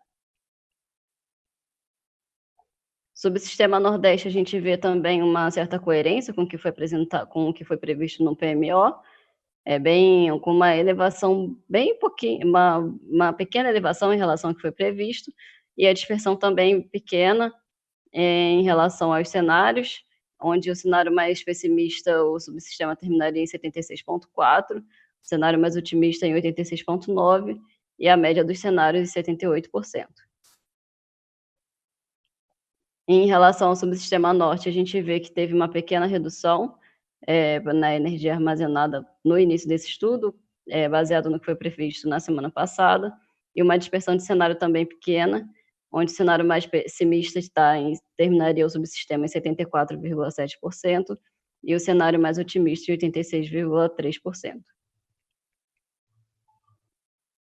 A título de informação só também, a gente recebeu as ofertas de importação de energia tanto do Uruguai e da Argentina, e tanto a agente Eletrobras quanto a agente Enel informaram que para essa semana não haveria oferta de importação do Uruguai. A Enel enviou a oferta de importação para a Argentina, então 4 blocos que foram ofertados, o primeiro bloco com 200 megawatts médios em todos os patamares de carga, bloco 2 e 3 com 300 e o bloco 4 com 500 megawatts médio em todos os patamares também, totalizando uma oferta de 1.300 megawatts para a semana. com a variação também dos valores de 537,25 até o último bloco mais caro de 966,07 centavos. Em relação às intervenções energéticas relevantes, então, a gente sempre traz aqui, só a título de lembrança, então, o que o nosso critério de relevância é mostrar as intervenções em unidades geradoras que alterem algum limite sistêmico ou alguma intervenção de unidade geradora em grande porte. Então, para essa semana de 6 de junho até dia 12, a gente trouxe aqui algumas intervenções de unidades geradoras de grande porte, de algumas usinas. Então, a gente tem uma intervenção prevista para a unidade geradora 18 de Itaipu 60 Hz, é uma manutenção programada para os dias 7 e 8, só para sábado e domingo. Para Ilha Solteira, uma previsão de manutenção para as unidades geradoras de 2 e 4, uma manutenção apenas para o dia 7, apenas para o sábado. Para São Simão, tem previsão de manutenção para a unidade geradora 1 e a unidade geradora 6, as duas para o dia 7, só para o sábado, só para o domingo. E a partir desse slide, do próximo slide, então, são todas as unidades geradoras que iniciam a manutenção a partir do dia 8, a partir da segunda-feira. Então, Salto Osório dá previsão de uma manutenção da unidade geradora 2, previsão de manutenção do dia 8 ao dia 13. Itaipu, novamente, mas agora com o grupo de 50 Hz, manutenção da unidade geradora 9, prevista para o dia 8 e dia 9. E para Marimbondo, uma manutenção na unidade geradora 8. Aqui só vale destacar que essa manutenção vai se iniciar dia 8 de junho e vai finalizar dia 7 de agosto, então vai ficar um bom tempo fora essa máquina. Para a Sinop, tem uma manutenção programada também para os dias 8 e 9, só para a unidade geradora 1. E para a Telespires, uma previsão de manutenção também para a unidade geradora 3, que é um pouco longa também, mais longa comparada com as demais, que vai ficar cerca de 20 dias fora, começando dia 8, finalizando dia 25 de junho. Então, em relação aos dados da gerência de programação mensal, era isso que eu tinha a apresentar. Obrigada, Zé Augusto, e passo a palavra para a próxima pessoa. Obrigado, Diana, obrigado pela sua participação. Dando continuidade agora com os limites elétricos e principais intervenções elétricas, peço a palavra da participação do José de Alencar. Por favor, José de Alencar. Boa tarde a todos. Eu vou colocar a tela, compartilhar a tela.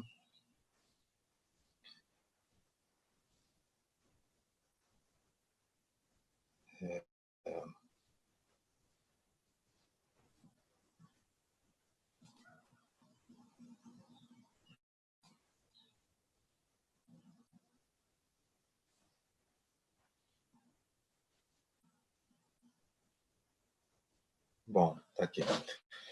Nós vamos então falar aqui da. Coloca em modo de exibição. Achei que estava. Nós vamos aqui falar das intervenções em equipamentos elétricos que causam maior impacto nos fluxos das interligações ou em alguma limitação em unidades geradoras. Para essa semana, né, do 6 a 12 do 6. Tá? A primeira intervenção que nós temos aqui é no Nordeste, é a linha de 500 kV Juazeiro 3, Luiz Gonzaga. Ela é na sexta-feira, no dia 12 do 6, de 6h30 da manhã até as 16h30. Para substituir isolador de vidro por isolador polimérico em área de poluição e sabotagem.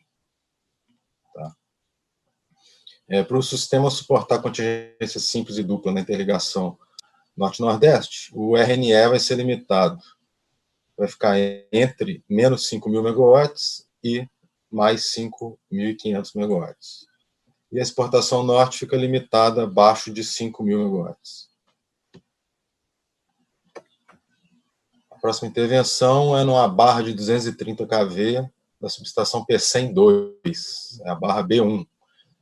Ela é nesse próximo domingo, dia 7, de 7 da manhã às 10, para lavagem de isoladores e remoção de ninho de pássaros. para suportar as contingências, a contingência da barra remanescente, que nesse caso é a pior, depende do montante do fluxo na transformação de P100 em 2. Se o fluxo na transformação for abaixo de 500 megawatts, não há restrição nenhuma. Se o fluxo na transformação de P100 ficar entre 500 megawatts e 1.000 megawatts, a exportação sudeste fica limitada abaixo ou igual a 2.500 megawatts, a exportação norte abaixo ou igual a 5.000 megawatts e o RNE menor ou igual a 5.000 megawatts. E caso o fluxo na transformação de P100 em 2 esteja acima de 1.000 megawatts, essa exportação sudeste cai para 2.000 megawatts ou menos, a exportação norte para menor ou igual a 5.000 megawatts e o RNE menor ou igual a 4.500 megawatts. A próxima intervenção é uma barra de 230 kV e mais o compensador síncrono da subestação de Ji-Paraná. Essa intervenção ela é de 0 hora do dia 8, segunda-feira, até as 12 horas do dia 12, sexta-feira. Tá? Para o motivo é teste de sincronismo do compensador síncrono. Para que a subestação, o sistema suporte a contingência da barra remanescente, consequente abertura do subsistema Acre-Rondônia, esses fluxos aqui que eu vou citar têm que ser limitados. Ó. O fluxo Samuel-Ariquemes, essas limitações são em carga leve, de madrugada. O fluxo Samuel-Ariquemes fica abaixo ou igual a 220 megawatts, tá? Isso de 0 a 7, durante todos os dias da intervenção.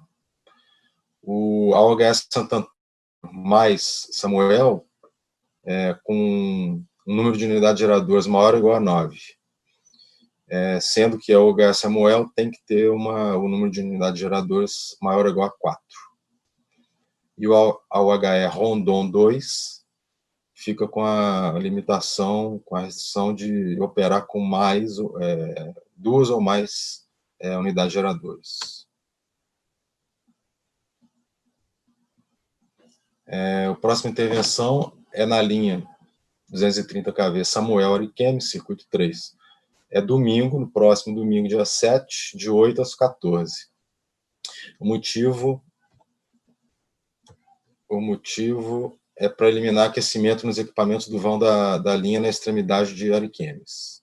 Tá? Para evitar sobrecarga inadmissível na perda simples de mais um circuito e evitar a atuação de PPS, né, para a perda dupla lá do trecho Jauru-Vilhena, o fluxo Samuel Ariquemes deve ser limitado abaixo de 300 megawatts.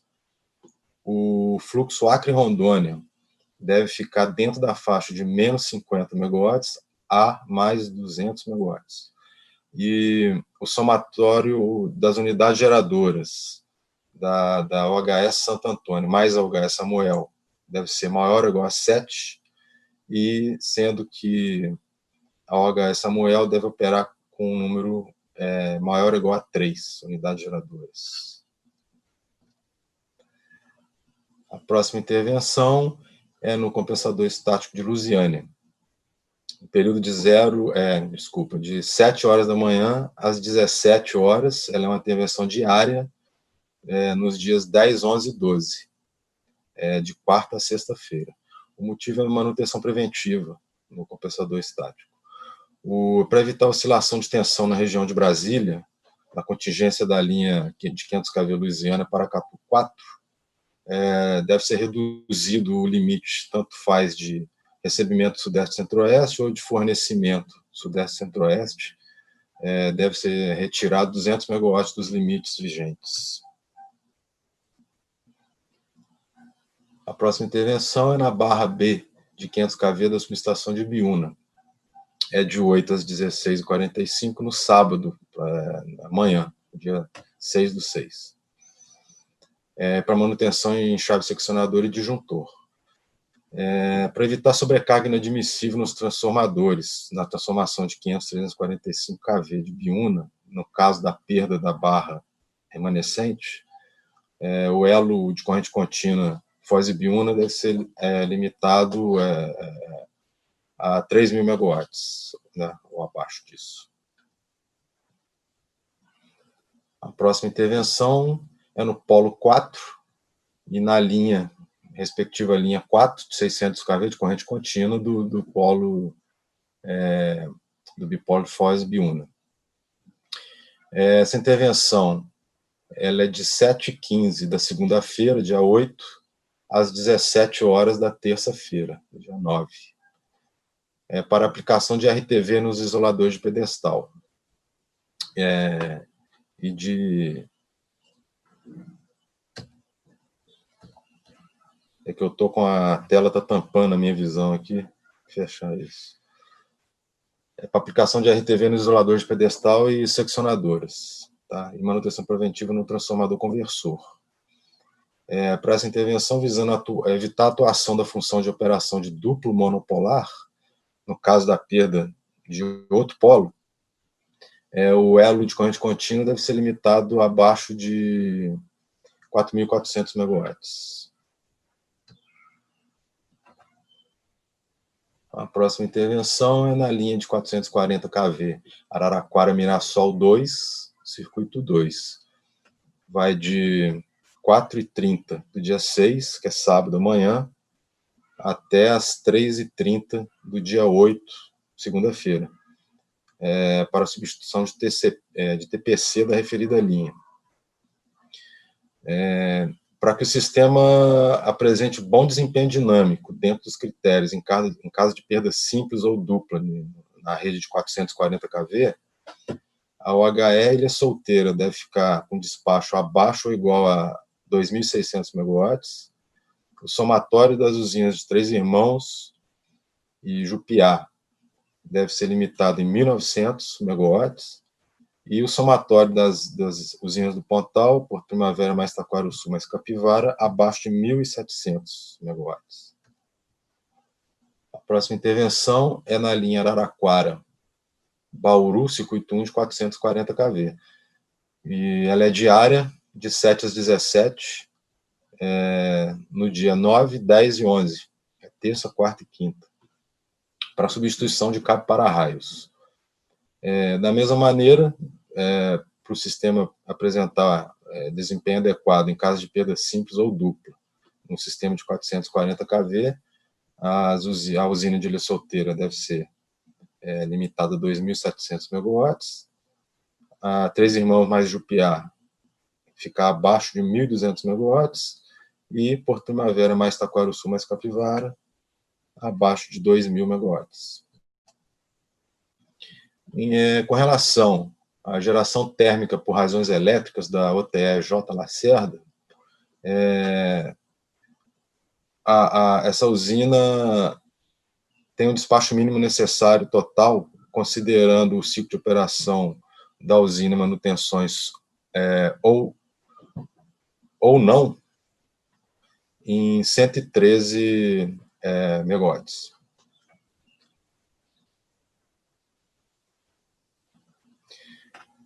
Com relação à UTE Candiota 3C e UTE Pampasul, não é necessário despacho dessas usinas por razões elétricas no período. Com isso, eu encerro a nossa apresentação, agradeço a participação e devolvo a palavra para o José Augusto. Obrigado, Alencar, obrigado pela sua apresentação. Dando continuidade, então, agora com a política operativa da semana. Reginaldo, por favor. Obrigado, Zé. Boa tarde a todos. Vou compartilhar aqui.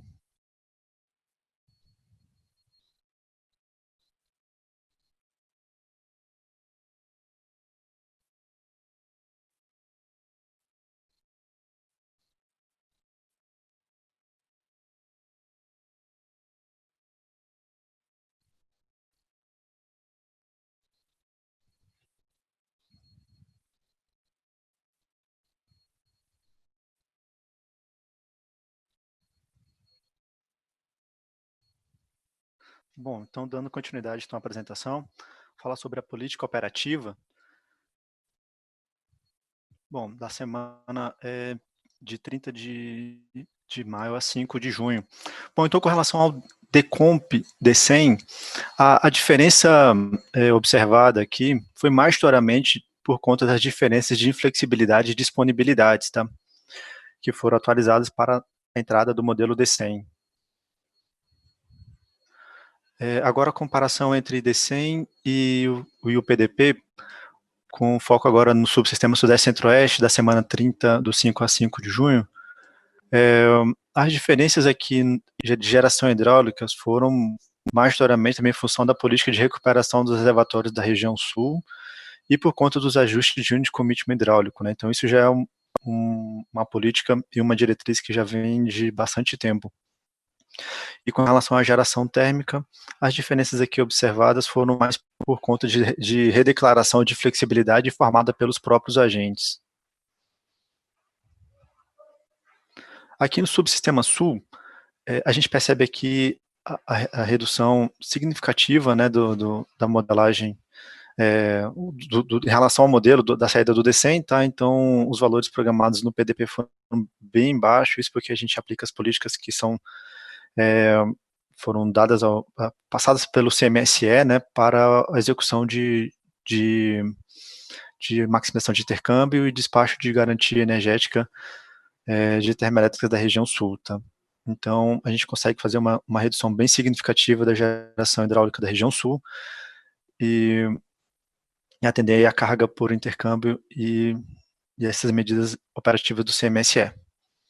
Com relação à geração térmica, as diferenças observadas foi por conta, de fato, do uso de termoelétrica Jorge Lacerda C por garantia energética, tá? E a redeclaração de flexibilidade de Pampa Sul durante toda a semana operativa. Para essa semana operativa não houve intercâmbio internacional, nem do Uruguai, nem da Argentina. Aqui no subsistema Nordeste, as diferenças possíveis foram possíveis ser alocadas ali na região, então a gente fez reduções e podendo guardar nos reservatórios do próprio subsistema. E aqui, com relação à geração termoelétrica, a diferença observada foi realmente a declaração de flexibilidade, informada pelos agentes, tá? Principalmente aqui no primeiro dia da semana operativa, do dia 30 de maio. Aqui foi a declaração no pós-D100 da termoelétrica de Porto Sergipe 1. Aqui no subsistema norte, aqui as diferenças foram para representar os limites de FNS, tá? Que a gente executamos no pós-D100, tá? E depois aqui durante a semana, nos dias úteis, ficou bem ajustado com relação ao modelo e o que foi praticado no PDP, no pós-D100. E aqui na geração termoelétrica, a diferença aqui observada é em função da razão elétrica lá da área Manaus, para poder garantir o suprimento de energia daquela região, tá?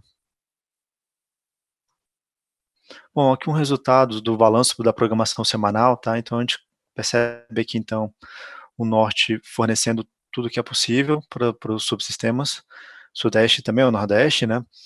E limitado aqui pela transmissão, e o sul sendo recebedor de energia majoritariamente, tá? Então, e o sudeste fechando o balanço do sistema.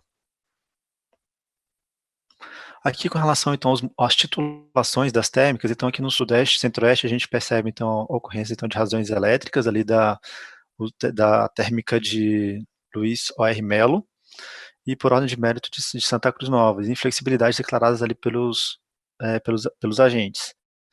No subsistema sul, o Unit Commitment por conta do atendimento da ordem de mérito, da questão da área 230 de Santa Catarina, lá de Jorge Lacerda, do complexo Jorge Lacerda, e também por conta do mérito também de Pampa Sul, que na carga leve também não tem mérito, aí ela é titulada como Unit Commitment.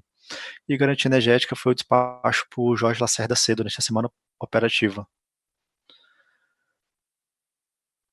E aqui no Nordeste, só a declaração de flexibilidade mesmo pelos agentes, e aqui no Norte, a razão elétrica é por conta da área Manaus, né, por conta das usinas de Mauá 3 e Aparecidas, que estão sendo despachadas para atendimento e dando segurança àquela região. e ordem de mérito é por conta também das usinas que têm serviços ali naquela região e o DECEM acaba titulando elas como razão, ordem de mérito. Bom, então aqui a gente trouxe o CMO do dia corrente, do dia 5, tá? Então a gente percebe aqui, então, que nesse horário aqui de 2 até as 4 horas da manhã, o custo zero no sistema. Então isso aqui, nesse período aqui, os limites estão todos folgados, a gente não consegue otimizar o sistema, tá? Da forma que a gente queria, por conta da carga que está muito baixa ainda, e os limites acabam ficando bastante folgados nesse período aqui. Tanto no Sudeste quanto no Sul, e no Nordeste e também o Norte, que já é fornecedor de energia, né? Muito baixo isso aqui no sistema Norte-Nordeste, né? Bom, aqui a gente vê o gráfico espacial do CMO por barra, do dia 5 também. Então a gente percebe aqui, então, o sistema Norte-Nordeste, né, com os CMOs aí mais baixos do que aqui no Sudeste Centro-Oeste. Isso por conta, a gente percebe, né, por conta das restrições de transmissão. Dá essa diferença, então, de custo entre as regiões. Aqui o balanço semanal, o Sudeste, os despachos são feitos ali para atender a carga e ele passa a ser fornecedor, complementando ali o envio de energia para a região Sul, tá? O Sul, as gerações que são aqui hidráulicas, né, elas são basicamente para atender as defluências mínimas das usinas, o compromisso dessas defluências mínimas. Então, essa geração aqui ela é bem minimizada durante a semana operativa no pós-DECEM. Aqui no Nordeste, a gente percebe ainda que a área ainda é recebedora de energia. A gente percebe uma evolução do montante de eólica, que já está subindo aí para o patamar em torno de 5.000 megawatts. E aqui o Norte, ele é franco fornecedor de energia hidrelétrica, né? Aqui, trazendo o histórico do balanço do Sudeste, então, a carga veio reduzindo, então, ao longo do tempo, né, e as gerações hidráulicas, elas foram reduzindo também, a térmica, ela tem uma base aqui muito parecida, né, ao longo do tempo.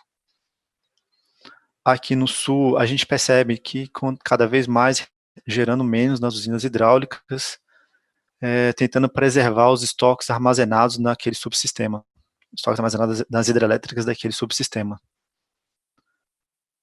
E aqui no Nordeste,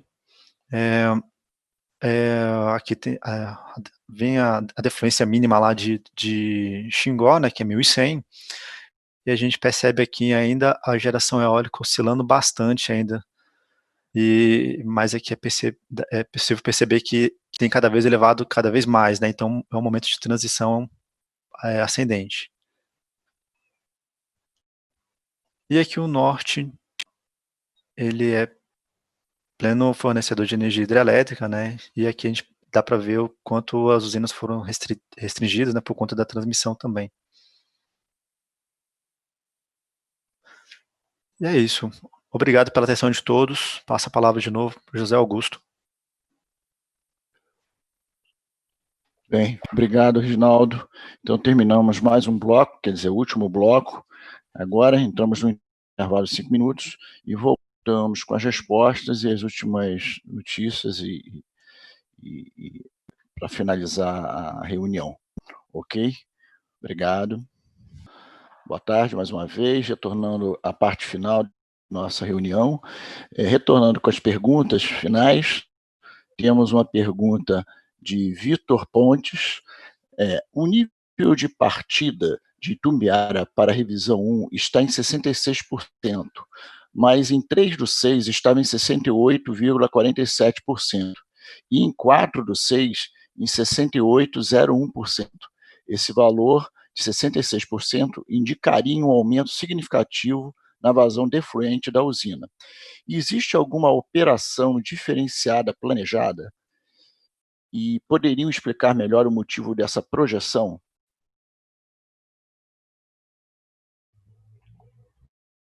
Boa tarde, Vitor. Em relação a esse seu questionamento sobre explicar o motivo dessa projeção, a gente não pode fazer isso porque esse dado é um dado de prerrogativa do agente.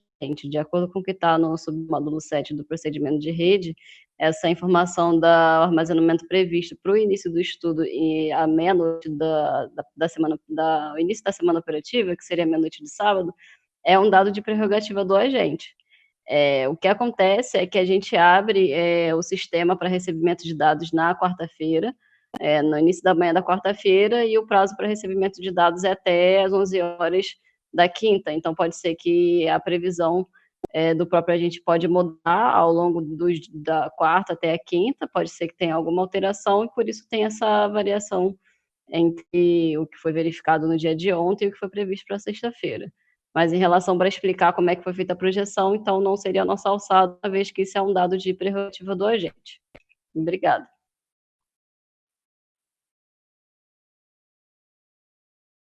Em continuação, tem uma pergunta de Bruno de Souza, que já foi feito no PMO da semana passada, em que o Juliano vai fazer alguns comentários. Por favor, Juliano. Oi, Zé, valeu, obrigado, boa tarde a todos. Então, exatamente, essa pergunta o Bruno fez já na semana passada, durante a reunião do PMO, e como ele repetiu, eu creio que a gente não tenha conseguido ser claro de forma suficiente. Inclusive, o Bruno mandou essa pergunta também para o relacionamento com os agentes. Então, Bruno, a gente pede para você só ter um pouquinho de paciência, a gente vai elaborar uma resposta um pouquinho mais completa, para ver se a gente consegue ser mais claro para responder você, tá bom? Então, a gente vai te responder pela central de relacionamento com os agentes, que foi a forma que a gente recebeu essa tua pergunta também. Como ela vai ser multidisciplinar, vai envolver algumas gerências, a gente vai formular uma resposta, como eu falei, um pouquinho mais elaborada e tentando ser um pouquinho mais clara, tá? Então, a gente pede um pouquinho mais de paciência. Na semana que vem, a gente te responde, tá bom, Bruno? Valeu.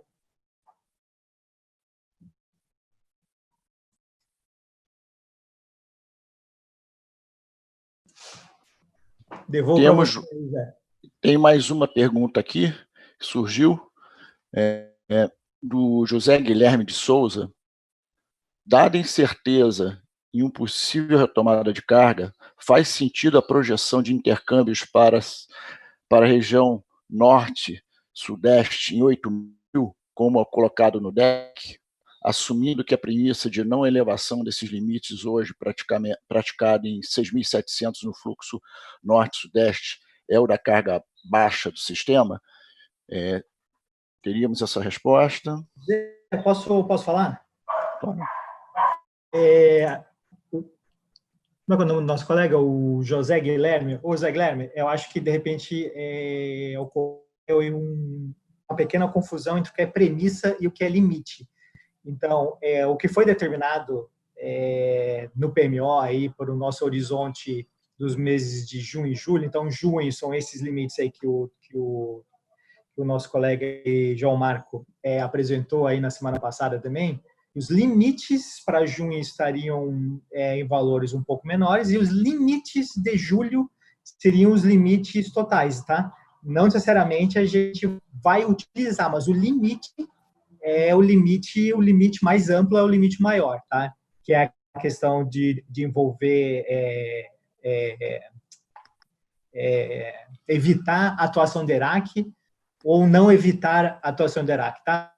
Assim, é uma questão até recorrente, há uma pequena confusão aí sobre o que é premissa, o que é limite, o que foi trazido aqui, que é o que consta no relatório de limites elétricos, são os limites, tá? Então, por isso que eu acho que pela pergunta houve essa pequena confusão. Então, eu acho que dessa forma, de repente, fica melhor esclarecido. E se não ficar, ou se não ficou, então a gente pede para você entrar em contato com a gente aí, ou pelos fóruns, pelo fórum do PMA, ou pelo relacionamento com os agentes, tá bom, Zé? Valeu, obrigado. Devolvo a palavra aí. Obrigado, Juliano. Temos mais uma pergunta aqui, agora de Liano Nassif. Como fica no DECEM a modelagem das restrições elétricas do Sul e as razões de despacho. Jorge Lacerda aparece como ordem de mérito. O Cândida, por favor, acho que fica com você. Oi, boa tarde, Leandro. No DECEM, essas sessões elétricas, elas são representadas. Nessa forma, o despacho solicitado para atendimento da comissão elétrica é colocado como ordem de mérito. Isso mesmo, sua interpretação está correta. Como o DECEM vê a rede elétrica, a solução dele fica como ordem de mérito.